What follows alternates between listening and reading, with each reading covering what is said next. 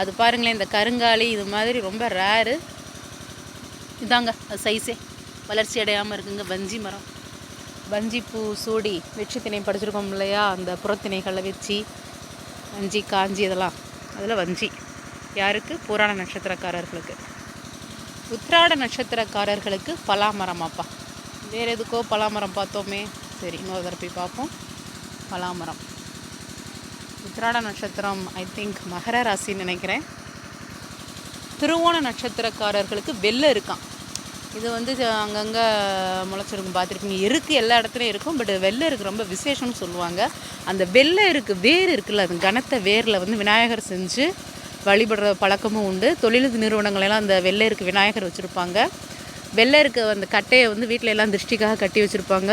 அது ஒரு positive vibe தரும் அப்படிங்கிறதுக்காக வச்சுருப்பாங்க. வெள்ளை இருக்குது தான் பார்த்துட்டிங்களா. எல்லாமே தூங்குற நேரம் டிஸ்டர்ப் பண்ணிகிட்ருக்கோம். அவிட்ட நட்சத்திரக்காரர்களுக்கு வன்னி மரம் பாருங்க. வன்னி மரம் அவ்வளோ அழகாக இருக்குது. நல்லா வளர்ந்துருக்கு. இத்தனை மரங்கள் எல்லாமே ஒரே நாளில் வச்சது தான். ஒரு சில மரம்னா அப்படி குட்டியாக இருக்குது, ஒன்று மிடிலாக இருக்குது, மீடியம் சைஸில் இருக்குது. ஒரு சில மரங்கள் வந்து நல்லா வளர்ந்துருக்கு. வன்னி மரம். சதய நட்சத்திரக்காரர்களுக்கு பாருங்கள், கடம்பு மரமாக. இதெல்லாம் நீங்கள் ரொம்ப பார்த்துருக்க மாட்டீங்க, நல்லா பார்த்துக்கோங்க. இதுதான் கடம்ப மரம், நல்லா வளர்ந்துருக்கியா கடம்ப மரம். சதய நட்சத்திரம் யாரோட நட்சத்திரம் தெரியுமா? ராஜராஜ சோழனோட நட்சத்திரம்.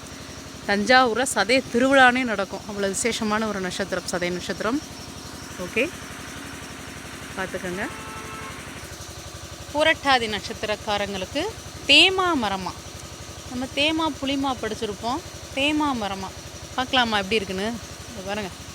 இதுதான் தேமா மரமாக. சீரியல் பல்பெலாம் வேறு கட்டி விட்டுருக்காங்க. புரட்டாதி சதயம் இதெல்லாம் வந்து கும்பராசி.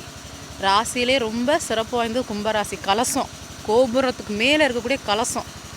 உங்கள் ஒரு வாழ்க்கையில் வந்து ஒரு 35 வயசுக்கு மேலே ரொம்ப உன்னதமான உயர்நிலையில் இருப்பாங்கன்னு சொல்லுவாங்க கும்பராசிக்காரர்கள்.